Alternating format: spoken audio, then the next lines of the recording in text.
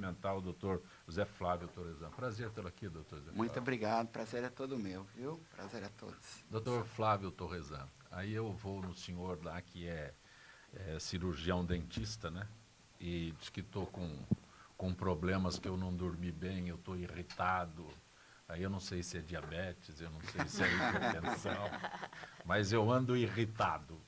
Tem alguma explicação? Não durmo direito, acho que a explicação é essa. Na verdade, toda privação de sono vai deixar a gente irritado, né? Toda privação de sono. Mas, em se tratando de apneia do sono, apneia obstrutiva, que é o tipo de tratamento que a gente faz, na verdade, a gente vai ter muito pouco problema relacionado a diabetes, por exemplo, que você falou. Eu estou agora um paciente que tem diabetes e está esperando para operar. Sim. De apneia do sono. Mas ele não tem irritabilidade, ele é realmente... Mas a apneia é cirúrgico? A apneia dele é cirúrgica. Sim. E a gente só não pode operar ele, voltando ao assunto do diabetes, é que, na verdade, pode prejudicar ainda mais o diabetes, né? Sim. Então, a gente espera ser controlado, e exatamente o que a gente estava discutindo aqui, ouvindo todas as discussões. Mudança de hábito é uma coisa muito difícil.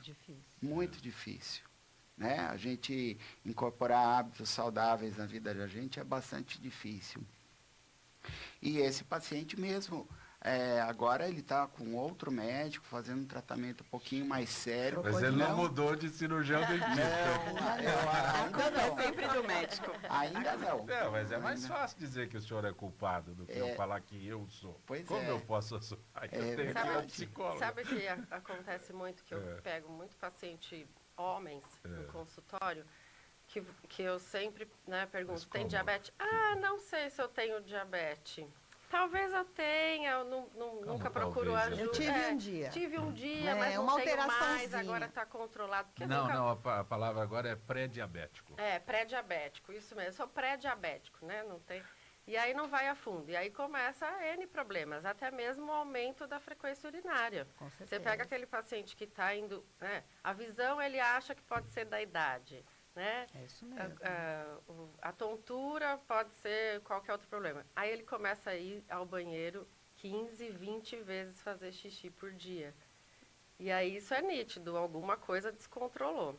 Que fala-se muito do aumento da frequência urinária. Então aí eles já ligam. E aí eles já, né? Porque quando mexeu, né, com o órgão genital e a parte urinária, que vai ter uma frequência ao banheiro, né, maior, aí que ele vai procurar ajuda. E às vezes até mesmo é a diabetes descompensada. Mas, doutor Flávio Torresan, quando eu procuro numa situação como essa? Então, como você estava falando de irritabilidade, a irritabilidade, quando está relacionada à apneia obstrutiva do sono, ela é presente em crianças. Por isso, muitas crianças, elas são tratadas de uma maneira inadequada, pensando ser uma hiperatividade. Sim. Então, a criança fica irritada quando ela tem a apneia obstrutiva do sono.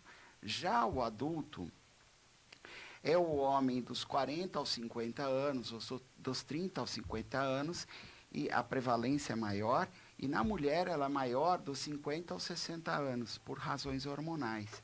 Então, eu posso ter muito esquecimento, privação de sono, um sono não repousante, né? Nós temos N coisas que podem causar uma privação de sono. E a apneia obstrutiva do sono é uma delas. É só nesse tratamento de apneia obstrutiva que entra o cirurgião dentista. Eu quero fazer só uma relação nesse sentido, né? O senhor é cirurgião dentista. Mas onde eu consigo ligar o meu problema de um sono que me torna irritado, né, com um dentista? Eu estou fazendo um tratamento com dentário, alguma coisa assim. O senhor entendeu? Também entendi. Tem formatos de arcada. Eu só procuro dentista quando eu tenho problema. E na minha idade é só quando o dente quebra, né? Então, senhor trabalha com aqueles ferrinhos infernais também? Não, não. Desculpa Não, a brincadeira, mas eu sei muito bem que são infernais. São bons, são úteis, mas eu quero entender o momento em que eu o procuro. Ok. Como disse, né? Só quando tem o problema que quebrou o dente que eu vou no dentista. Hoje a profissão ficou muito setorizada em especialidades, né? Então, existe um dentista especialista em sono, que é um dentista que só faz aparelho para projetar a mandíbula, que é o maxilar inferior, para frente. Então, de fato, quando a gente não tem uma apneia tão severa, esses aparelhos eles vão ser super eficazes. Então, estou falando do dentista, sim, né? Sim. Existe um outro aparelho que o médico prescreve, que é o CPAP, aquela máscara de pressão contínua positiva. O paciente tem que dormir com aquela máscara. Dormir com um escafandro? É um escafandro, realmente. Nem todo mundo se adapta, né? Nem todo mundo se adapta, mas quem se adapta é um excelente tratamento. Na verdade, eu acho que hoje em dia se adapta muito melhor, porque existem máscaras que antigamente se pegava nasal e boca, e hoje já existe só nasal e até mesmo só um prong, que são só dentro da narina. Então, acho que a adaptação é bem melhor. E o material também, né? Agora com silicone, mais maleável. O que a senhora descreve não é uma máscara como o senhor descreveu aí. A máscara que eu coloco para valer. É uma máscara de silicone que você amarra ela na sua cabeça e você dorme com ela. Algumas pessoas se adaptam muito bem. E é ótimo. Porém, assim, nas apneias mais severas, é que as pessoas vêm me procurar como cirurgião bucomaxilofacial para fazer a cirurgia. Por quê? Porque elas não aguentam mais o CPAP. Elas tentaram um aparelho intraoral, que é esse aparelho que o dentista faz, e também não se adaptaram. E o CPAP, muitas vezes, por ele ter uma apneia grave, ele tem que trabalhar numa pressão muito alta. Isso faz barulho. O compressor de ar que joga ar acorda o cônjuge. Frequentemente, a máscara causa uma secura das cavidades nasais e da boca. E também ela pode escapar ar e começar a jogar ar bem no olho do paciente. E aí ele acorda. E aí o que ele não queria, que é ficar privado do sono, ele fica. Acorda por causa do aparelho que ele está usando. Exato. Aí eu mudo de dentista. Mas eu estou usando essa parte assim porque eu acho muito comum. A doutora Amanda, ela colocou exatamente isso, que é muito comum, né, que as pessoas troquem. Não, esse médico aqui... E tem outros também que a gente vai e espera sair de lá com uma receita enorme. Aí não sai com a receita, aí fica frustrado. Eu tenho um chefe que falava que os pacientes sempre querem diagnósticos mirabolantes e tratamentos simples. Então, assim, eles querem que você dê um diagnóstico muito, muito mirabolante. Não, mas toma só esse remédio uma vez que está tudo bem. Sarou, curou e nunca mais volta. É bem o que a gente faz é exatamente isso. A minha função é de atender as pessoas, de promover saúde. Então, a minha função no consultório é diagnóstico e é falar. Muitos pacientes falam, para muitos pacientes eu falo, eu oriento, mas nem todos voltam para operar comigo. Né? É verdade, porque eu passo a realidade da pessoa. Acho que é porque tem que ter o momento certo também, né? Às vezes a gente desanima, né? Quando você atende um paciente, você sabe que você pode ajudar e ele não volta. Mas isso faz parte, ele tem que estar consciente. Às vezes ele precisa ouvir outras opiniões para ele poder se conscientizar. Por isso a individualização na saúde, né? Individualização. E você sabe que muitos desses pacientes, eles vêm com uma apneia grave... ao longo de anos.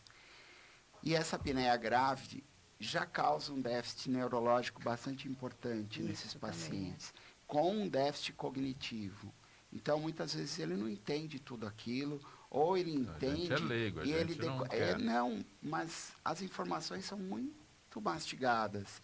E ele acaba não decifrando aquilo como um alerta bastante importante para ele fazer algum tratamento que ele possa mudar de vida. Não, doutor Flávio é que sabe bem Doutor Flávio sobre pode isso. me ajudar. Por favor, se eu puder verdade, ajudar, eu agradeço. Mas a própria testa mesmo, A né? testa. Onde se aplica botox, tem essas marcas Isso. acima do nariz, né? Então, você vê que se forçar muito isso ao longo de anos, acaba marcando, sulcando o Mas osso. forçar como? Suco.